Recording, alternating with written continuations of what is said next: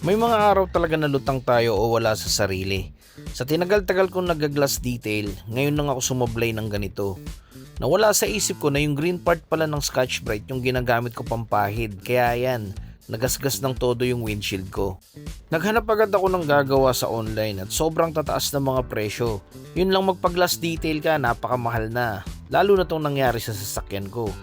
Kakahanap ko, may nag-iisa akong nakita na halos kalahati lang yung rate kumpara dun sa una kong mga nakita.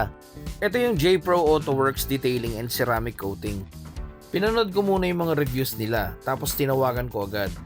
Pagkatawag ko, pinuntahan kagad nila ako kinabukasan, and sinimulan na nila agad. Ang unang tanong ko sa kanila kung babalik ba yan sa dati. Ang sagot nila sa akin, babalik yan sa brand new. Pinag-almusal ko na muna sila para ready sila sa bakbakan kasi tatagal daw ng mga 3 hours yung repair eh. Ayan, sinimulan na nila.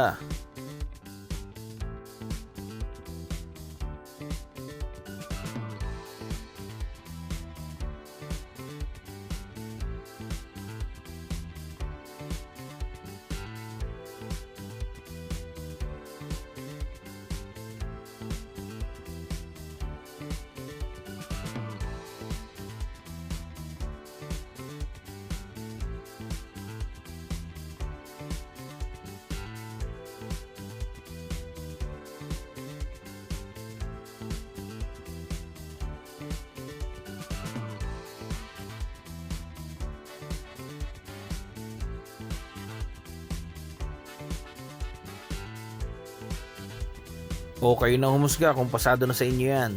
Back to brand new nga ba? Yes!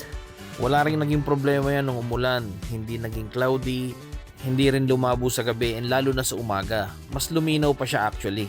Kaya kung kailangan nyo ng mga ganitong services, windshield repair, glass detail, and ceramic coating, book nyo na yung J Pro Auto Works. Premium ang gawa pero hindi presyong premium.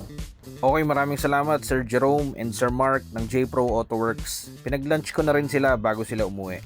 By the way, last year pa nangyari to, sa Fortuner po ito, hindi sa BYD. Maraming salamat.